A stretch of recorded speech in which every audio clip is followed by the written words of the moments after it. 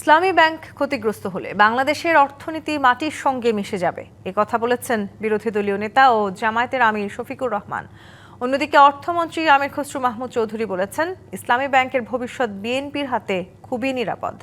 জাতীয় সংসদে বাজেট অধিবেশনে প্রশ্নোত্তর পর্বে অর্থমন্ত্রী আরও বলেন, রাজনৈতিক ফায়দা তুলতেই ইসলামী ব্যাংক থেকে কিছু বড় অঙ্কের টাকা উত্তোলন করা হচ্ছে।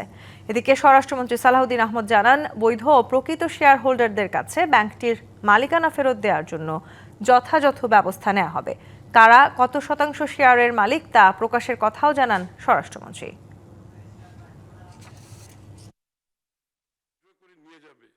বিশ্বাস করার কোনো কারণ নেই। পুরো বিষয়টা একটি দ্বারা মেন করেছেন কিনা, যদি উনি মেন করে থাকেন, I am taking absolute challenge. Islamic bank এখান থেকে 700 টাকার একটা কি জানি 700 কোটি টাকার লোন কে নিয়েছে, এটা কোনো একটা দলের নির্বাচনী ফান্ডিং করা হয়েছে।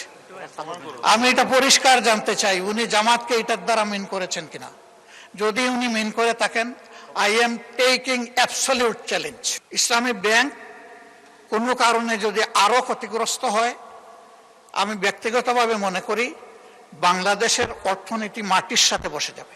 একজন চেয়ারম্যানের নিয়োগের জন্য ব্যাংকের গ্রাহকরা টাকা উইথড্র করে নিয়ে যাবে, এটা বিশ্বাস করার কোনো কারণ নেই।